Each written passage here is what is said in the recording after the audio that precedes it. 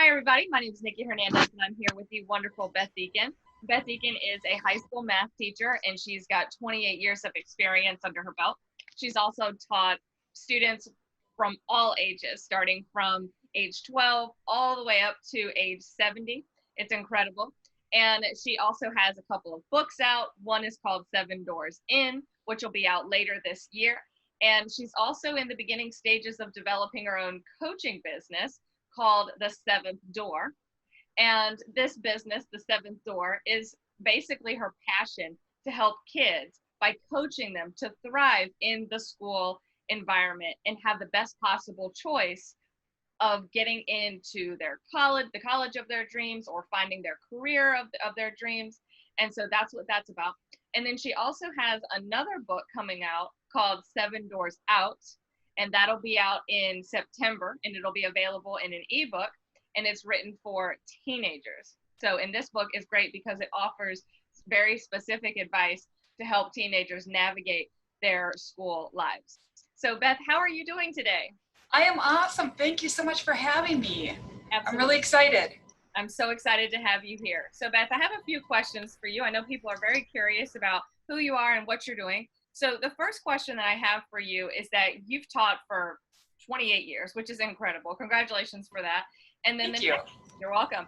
And the next thing is that you also worked and taught in a maximum security prison, right? Yes. Fun fact about you. So could you tell us a little bit about how and why you decided to take on that job?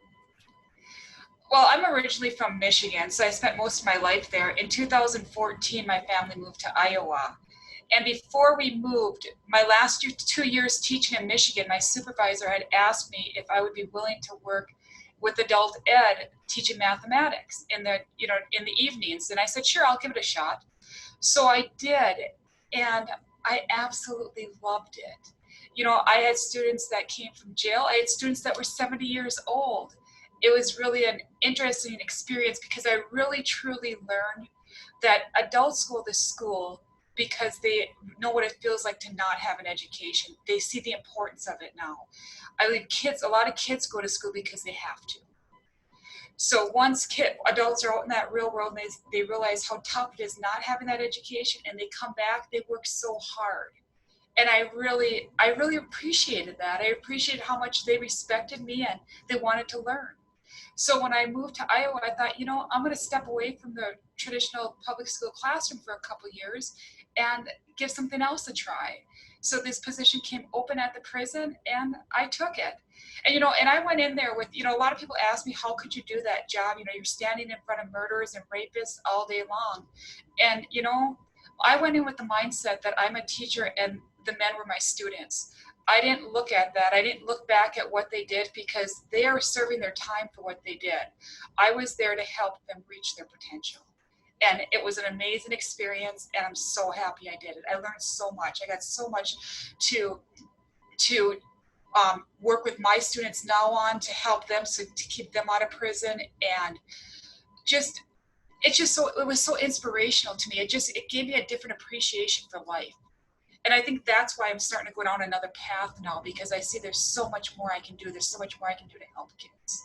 Absolutely. I think that's absolutely wonderful. So Beth, could you tell us, I can only imagine, for me, when I walk into school on the first day of school, it's always a little nerve wracking. You're meeting new people and all that. But in this particular case, you weren't walking into a school, you were walking into a maximum security prison. So tell us a little bit more about what that first day was like for you. All right. First of all, my book, 7 Doors In, will walk you in through those 7 steel doors and into my classroom. So you're going to get that experience when you read my book. But in walking in the first day, I truly had the mindset that, okay, this is when I start my first day of school at a regular public school, I get up and I talk to my students about how we're part of a team, and we're going to work together, we're going to succeed together, we're going to have some failures, but we're going to treat those as successes. I did the same thing at the prison. And I remember my first experience, when I started teaching at the prison, the men were given packets, and they would sit around tables and they'd work on them, and if they needed help, they would just raise their hand and I'd come over and help them. My first month or so, maybe 2 months of teaching, I had another teacher there, but that teacher moved on to a different position. So I was the only one in there. But my first day, I still remember the first man I worked with, he had raised his hand, he had needed some help with math. And I said, I'd be happy to help you. So I went and sat next to him, and I started working with him. We went through the problem. I had him do another problem, and he looked at me and he said, you're not nervous at all. You're not scared. He goes, why is that? And I looked at him and I said, I'm here to help you. I said, there's no reason for me to be scared. And I looked around the room and all the men were looking at me. And I think that was a big point for me, a big selling point with the men, because they truly knew that my goal was to help them be successful. So that first day, it really was an awesome day for me. I love it. And do you think that there are some parallels with what you experienced there with, the high school experience?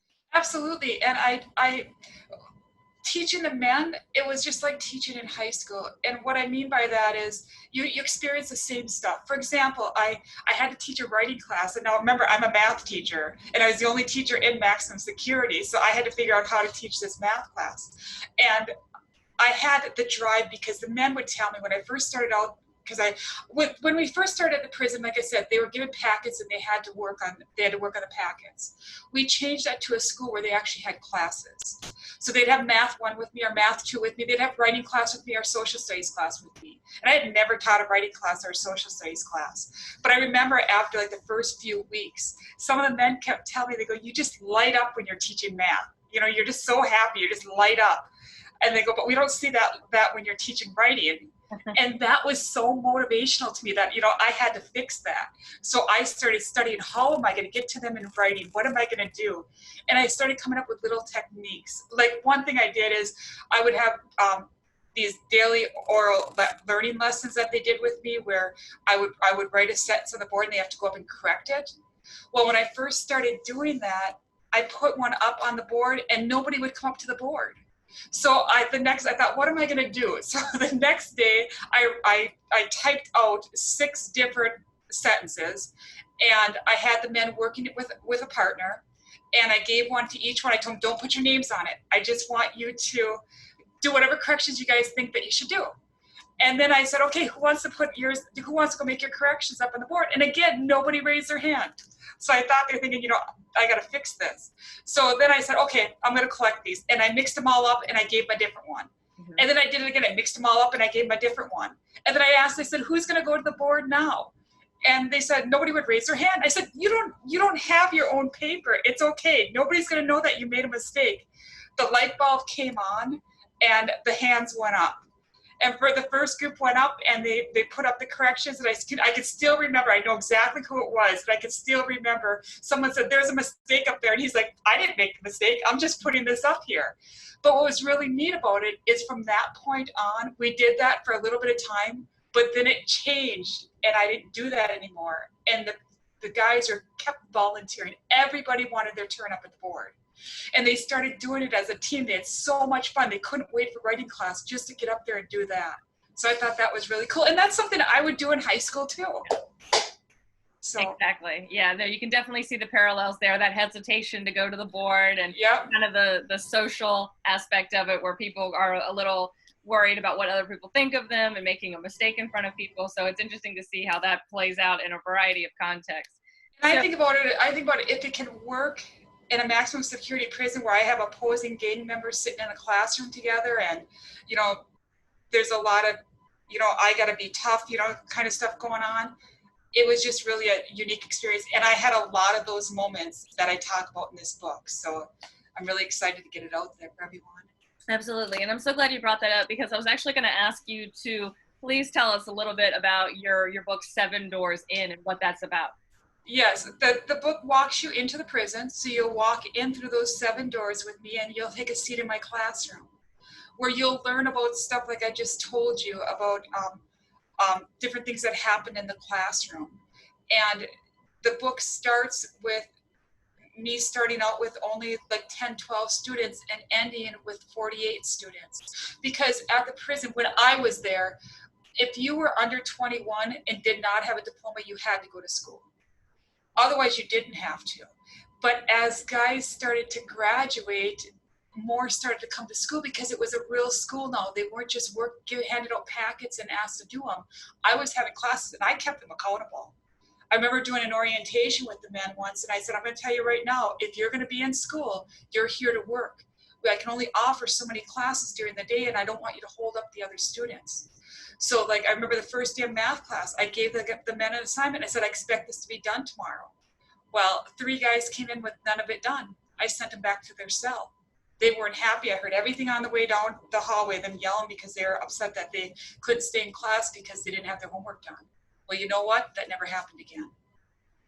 And I think that was another part where the men respected me because I followed through on what I said. And I was, I wasn't holding the rest of the class back because a few guys didn't want to do their homework. Mm. So I talked about all of that. All of that's talked about in the book. I think this is a great book for teachers. I think it's a great book for even women that are in prison, because it might give them some techniques if they're in school to motivate them, or if they have their own kids, it might help motivate their own kids. I think it's a great book for even parents out there. It gives some tips on how to motivate their kids. I love that. And so you were talking about earlier how obviously it was wonderful for you to be able to maximize the potential of the people that were in the jail and the people that took your class and all that kind of stuff, and you were helping them get back on track. But now let's kind of transition a little bit. We've talked about how you're starting your own coaching business so that you can help kids thrive in high school and not end up in that scenario. So can you tell us a little bit more about that? Yes, part of the reason I'm doing this, like I said, working at the prison, I truly was gifted a new appreciation for life. And it made me sit back and think about what I can do to help others have a better life. Well, I have a daughter, she's 20 years old now. And when she was in high school, she really struggled. She had epilepsy and she had a lot of grand mal seizures at school. Kids were scared of her, and her social skills weren't the best. And she went to a different school than I taught at. But as a parent, knowing that lunchtime that my daughter was sitting alone, or wondering if maybe she said hi to somebody, or somebody said hi to her that day that I was sitting at school, it's tough as a parent to see a kid struggle like that. School should be a place to learn, to socialize, to grow as a person, not a place where a kid is scared to go walk in the door because they don't know if they're going to have a friend to talk to. Or even if it's a popular kid, they go through a lot of anxieties too. There's so much kids have to deal with, from testing to peer pressures to deciding what activities to be involved in, to having to be in a classroom and you don't know what's going to happen in that classroom. Are they going to be required to go to the board? Are they going to get called on? Are they scared of being called on in class? There's so much they deal with, but I have little techniques I want to use to help kids so they don't go through what my daughter went through. Absolutely. And to know, and it's not just helping the kids, I think it helps the parents too, because it broke my heart. So that's why I've decided that I'm gonna take this business and I'm gonna start working with kids. And I want to do this virtually. My goal is to help kids anywhere in the world. Any parents that want the help, I want to help their kids. And it's really important to me, I don't want to see kids go through what my daughter went through. So it's tough. It kind of makes me tear up a little bit when I think about it. I know. It's very emotional. I've had similar experiences where, we wanted to help kids and you see that they have the decks stacked against them, so to speak, and you want to do everything in your power to help them. So speaking of helping children, can you give our listeners one specific tip that you think, could help somebody out in the teaching scenario that they might be in? Like if they're in the high school setting, can you give someone just a great tip that you feel that would help a teacher, maybe a new teacher who's starting out their career this year? Yes, one thing I do in class, the first 10 minutes or so of class, I'm always paying attention to my students. And I'm looking around the room, and if I notice a kid seems down, just because I'm a math teacher doesn't mean I can't teach from a chair. Mm-hmm. So if I have a student that I notice that is really down, I'll move the kid that's next to him and I'll sit by that student for the hour. I'm not going to call the student out or anything, but I'm going to joke around with that student, and I'm just going to try to at least make that hour better for them. in some way without making it obvious to the rest of the class. So I always, the first 10 minutes of my class, I'm constantly looking around my room to see how my kids are for the day, because we don't know what our students had happened to them the night before or even that morning. So sometimes I like to just chill with them and sit with them and, just smile, even smiling, smiling at somebody can just make somebody's day. But to be able to sit next to a kid and say, what did you think of that? Or, you just bring them into a little conversation and try to help them out a little bit. So true. And thank you for bringing that out. And so you have a book coming out in September, I hear, and it's 7 Doors Out. So would you say that this book has lots of tips and tricks that teenagers can use? Yes. This book it's 7 doors out, because at the end of the book, they're going out into the real world. And this book starts with trying to get kids to understand that they define who they are. And I talk about drugs and alcohol, dating or not dating, what should they do in high school? Their first day of school, most schools on the first day they have an assembly. Are they going to join the activities, or are they going to be one that sits in the audience too scared to do anything? And we talk about like I like to get out on the floor. When we're having an assembly, I'll get out if they're having throwing the basketball hoops or that, because they do those little activities at the beginning of the year. I'll get out there and throw the ball, and I don't care because I'll just airball it because I'm not a basketball player. But in the book I talk about that. I said, who cares? So you give somebody something to talk about during the day. What's the big deal? Just have some fun with it. Don't worry about it. And I talk about that throughout the book, that it's okay to get involved in activities that you want to get involved in. Don't join an activity just because somebody that's cool's in that activity. Who cares? Don't worry about what you dress. Worry about your personality. That'll shine through over how you dress. And I talk a little bit about my daughter in the book. My daughter wanted to have purple hair, and as a parent, that was tough for me, and I told her no. And the next day I woke up and I thought, what am I doing? I'm not allowing her to define herself. That color will grow out of her hair. That'll wash out. So that next day I said, whatever color you want your hair, however you want your hair, I want you to go get it done, because I want you to be an individual. So I talk about stuff like that in the book. And then I also talk about kids starting to make a vision of what they think they would like to do in the future. And I give examples of how they need to get out there and look at all the opportunities. There's millions of jobs out there. And I want kids to see that and not think that, oh, you got to be a teacher, you got to be not that that's bad, a doctor and a lawyer. There's so many really crazy ideas out there of work they can do. And I want to make sure they're exposed to that. And then if there's a student that wants to go to a particular college, I talk about that in the book, about how they can reach out to that school and start researching that school and start looking for scholarships at a younger age. So I talk about all that stuff in the book. And it's not a long book. It's only going to be about 50 pages. Remember, my business is the 7th door. It's 7 doors. So I'm really excited. And I purposely made it short and to the point, because everybody has a busy life. And I want to make sure the kids will read it from one end to the next. And parents, I think, would really enjoy it too. My daughter read the first chapter and she said right away, she goes, Mom, parents are going to want to read this. I thought that was cool. That's so neat. That's what we are ecstatic to have you on here today. So to finish up here and kind of give our listeners one little last thing that they can kind of hold on to, I think that I want you to talk a little bit more about the individualistic aspect of your business. So for example, in today's world, everybody sort of thinks that in order to create change, you've got to gather lots and lots of people and then create these, these big movements and all that kind of stuff. But your business model is a little bit different than that. It's really focusing on the individual person. Yes. Can you kind of speak to that a little bit? Yes, I want to work individually with students because I think that they need that one-on-one attention. And so as my business grows, I will add more coaches to my business. And I want every kid to get that unique opportunity to just work with one person, that it's not, they got to work with 10 kids at one time. I do want to bring the kids together though, because that's part of socializing. Mm-hmm. So as I build my business, I do want to have sessions where they all come together and they talk about different things, because I think that's really important. My goal is to work with teenagers. I would love to I would love to find teens that want to work with me their freshman, sophomore, junior, senior years, or even the 8th grade, moving up into freshman year, because that's extremely stressful. Mhm. And I just, maybe the first year they work with me every month. The next year they work with me every other month. And they slowly start to go out on their own. But I've given them all the tips to do that. So that's my goal for my program. Exactly. Well, guys, it's been an absolute pleasure to have you here. I'm so glad. And so just to recap, Beth has a book called Seven Doors In, which will be out a little bit later this year. And then her coaching business for teenagers, if you're interested in that, that is called The Seventh Door.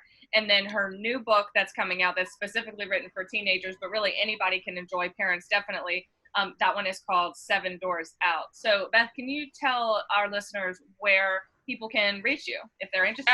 Absolutely. But before I do, I want to also say I have a workshop coming up called When the Fences Come Down, Learning Begins. And I'm going to be doing that with a group of educators out in Australia.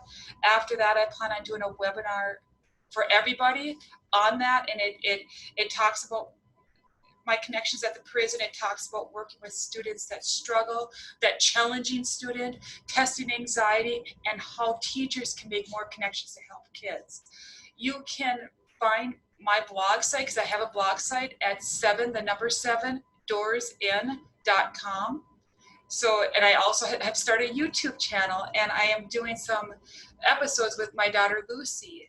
So you can find that at Beth Rondo Deacon, and it's RONDEAU Deacon. But at my blog site, you can also get to my YouTube channel. So Love it. 7doorsin.com. It was a pleasure working with you today. Thank you so much for coming. Thank you for having me. I appreciate it. Have a good day, eh?